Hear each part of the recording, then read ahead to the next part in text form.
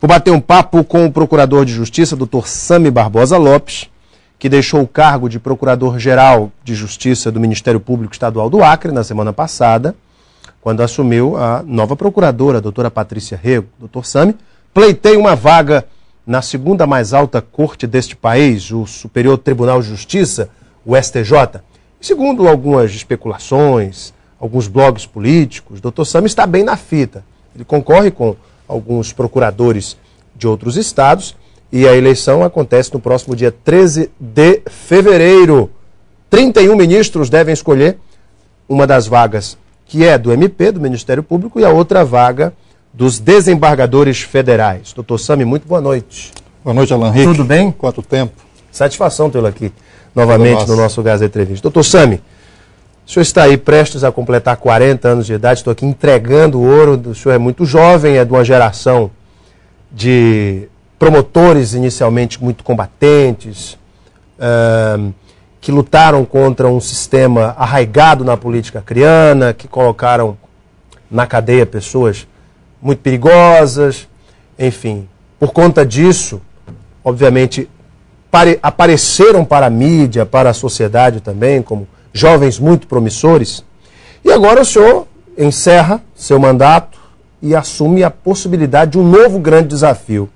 Gostaria, em primeiro lugar, que o senhor me falasse como é que foi essa experiência como Procurador-Geral de Justiça do MP acreano. Em primeiro lugar, obrigado por revelar a minha idade em público, embora ainda tenha cara de 25, mas foi uma grande experiência, Alan. Eu tenho repetido que grande parte da minha vida eu dediquei aos bancos da escola e aos livros. Mas o conhecimento que se adquire num momento como esse, numa oportunidade como esta, não se adquire nos bancos da escola nem nos livros. É só a vida, só a prática, só o cotidiano é que te ensina muitas coisas, né? E foi um privilégio, uma honra ter sido Procurador-Geral do Ministério Público do Acre. Eu cheguei com 37 anos, uma idade relativamente jovem para exercer um cargo como esse. Na maioria dos estados isso não é possível. E graças a essas características que você falou aí, de uma instituição jovem como a nossa, que conseguiu algumas conquistas institucionais, é possível alguém com 37 anos chegar ao cargo de Procurador-Geral. E agora tem uma honra ainda maior, que é entregar essa função, após um mandato de 2 anos, que a Constituição estabelece, a uma pessoa que é uma referência e é um ícone, posso dizer assim, do Ministério Público, não só do Acre, mas do Brasil, notadamente na área ambiental, que é a Patrícia. A Patrícia é uma pessoa que encarna os ideais não apenas do Ministério Público, mas do acreano mesmo, de aguerrido, uma mulher que tem na sua trajetória de vida essa marca de luta. Então é uma honra muito grande. O senhor, obviamente, que pleiteia, eu quero entrar neste assunto antes da gente também pormenorizar outras questões, mas como falei, o senhor pleiteia uma vaga no Superior Tribunal de Justiça. Eu queria saber como é que está esse momento. O senhor tem ido a Brasília, obviamente que é um processo também de convencimento, de conversas. Como é que está sendo esse processo para o senhor? Olha, esse é um processo bastante complexo. Eu me lembro que naquele famoso caso Sebastião Lira, do Detran, que houve vários anos atrás, em que eu tive a oportunidade de atuar, eu fui a um programa de televisão e elogiei o juiz, que havia autorizado a intervenção que eu havia pedido, as buscas e apreensões, e fui lá e disse, olha, esse juiz precisa ser desembargador um dia. Quando eu cheguei na audiência, o magistrado me disse, olha, muito obrigado, você acabou com todas as chances que eu tinha de um dia me tornar desembargador. Mas é um processo muito complexo, que quanto menos a gente fala, é melhor. Mas foi um momento que a gente sentiu que poderia, se possível, pleitear um cargo que jamais um acreano teve a honra de ocupar, principalmente a partir da criação do STJ em 88. Houve um acreano, o ministro Miguel Ferrante, pai da Glória Pérez, que esteve no STJ, mas é egresso do antigo Tribunal Federal de Recursos. Nesse processo atual, pós-88, que foi criado o tribunal, nenhum acriano até hoje foi escolhido. As chances são muito pequenas, são remotas, evidentemente. Por que, doutor Sami, o senhor acha que suas chances são pequenas? Porque são muitos candidatos, são 52 candidatos, brilhantes procuradores do Brasil inteiro, com uma folha de serviços prestados ao país muito grande, e a minha candidatura, por certo, é a menor de todas. Mas por que tanta modéstia, haja vista que o senhor também é bem avaliado por aqueles que entendem um pouquinho dos meandros jurídicos e institucionais, avaliam como a sua candidatura com bastante força? Como todo acriano cuja família de retirantes veio do Seringal, tangida das dificuldades e que cresceu nas barrancas do Rio Acre, eu sou teimoso, né? Vamos arriscar aí, vamos ver o que é possível. Há um grupo de pessoas muito fortes, muito influentes, que têm ajudado.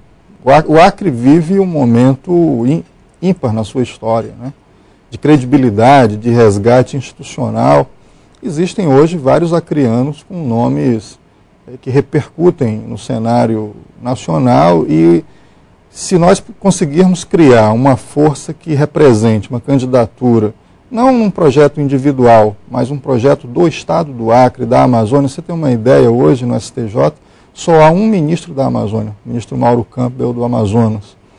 Então, se for possível gerar essa força motriz de uma candidatura que represente a Amazônia, esse olhar que vem dessa região que, de certa forma, tem sido negligenciada pelo Brasil, talvez haja uma chance. Como é que é o processo de escolha, doutor Sami? Os procuradores passam por um primeiro escrutínio, são fases, ou é uma votação livre nos 52 nomes que são postos? Como é que funciona esse processo eletivo no STJ?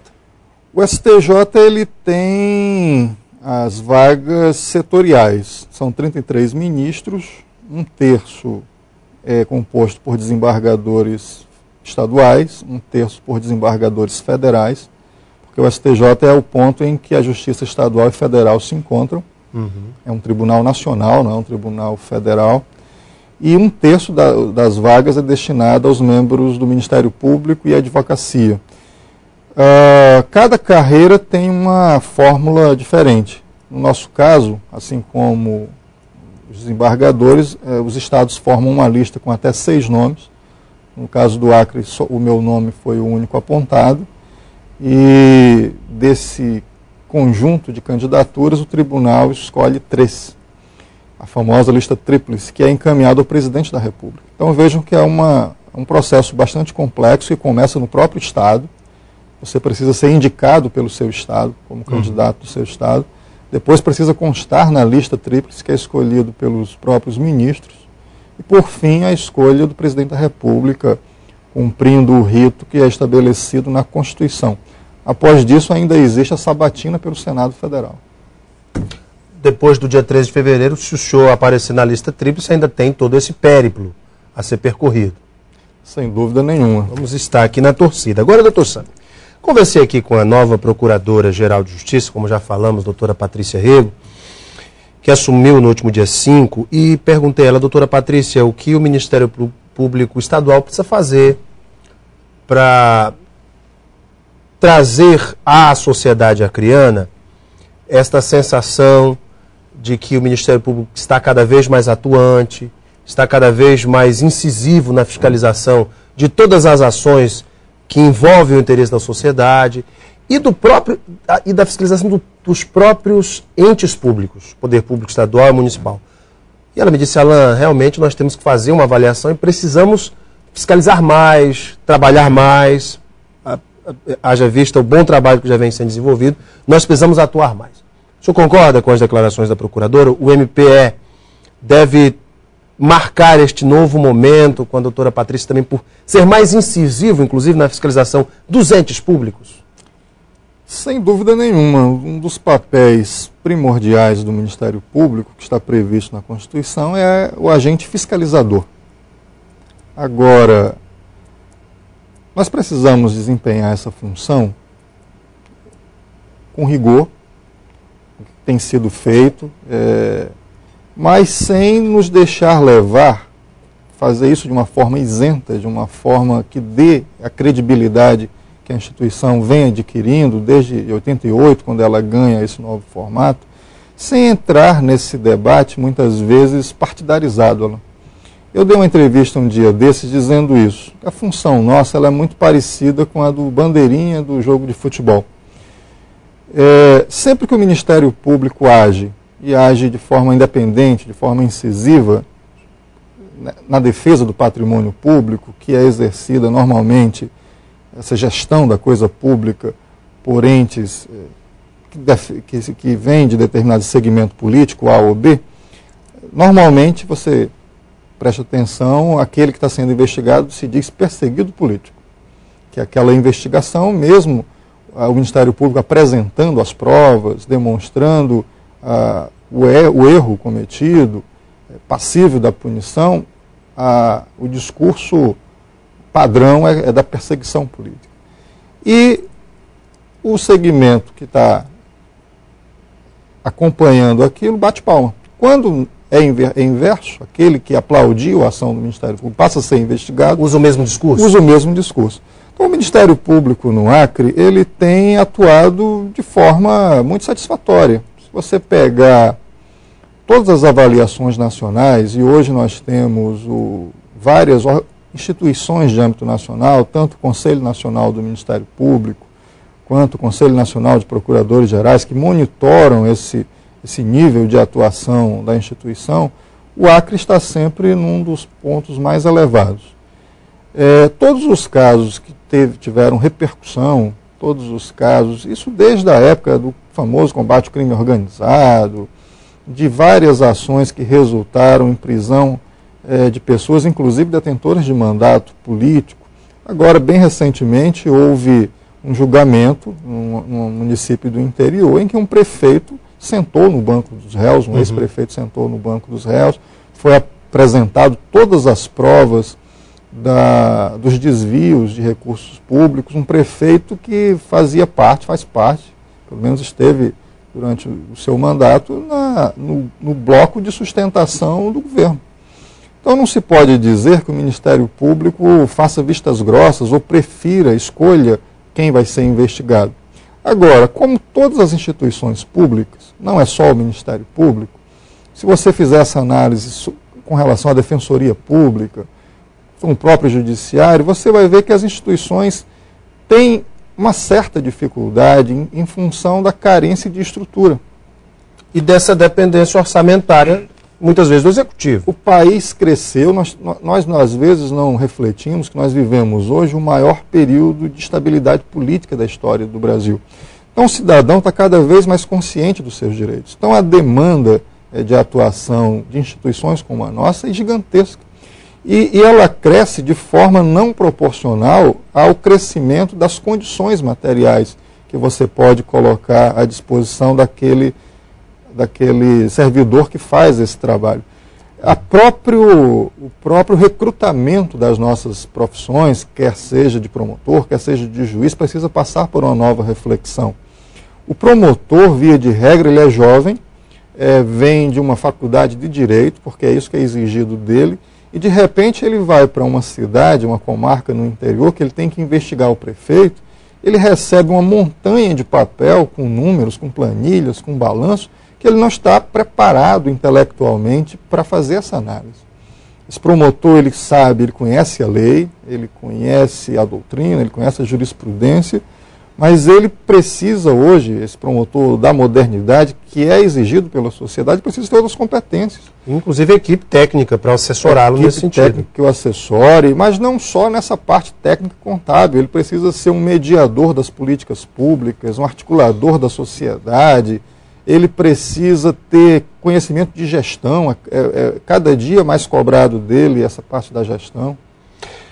E, obviamente, que a gente vai torcer aqui pelo Procurador de Justiça, doutor Sami Barbosa, nesta disputa no STJ. Infelizmente, a produção aqui me avisa que o nosso tempo já está estourado. Doutor Sami, Felizmente não dá tempo para a gente bater aquele papo que eu gostaria, mas eu quero agradecer a sua vinda e parabenizá-lo aí por essa indicação. Vamos torcer aí. Nós tenhamos mais um acriano numa das mais altas cortes do país. Lembrando, doutor Ilmar Galvão, que foi ministro do STF, do Supremo, na verdade era baiano, casado com dona Teca Lavocá, veio para o Acre jovem, mas era baiano de nascimento, não é isso? Exatamente. Eu costumo dizer o seguinte, o risco é dar certo. Não dar certo vai ser o normal. Doutor Sam, obrigado mais uma vez. Obrigado a você. Sucesso, parabéns. Daqui a pouco nós voltamos para a sequência do nosso Gazeta Entrevista. Você fica conosco, hein? Até já.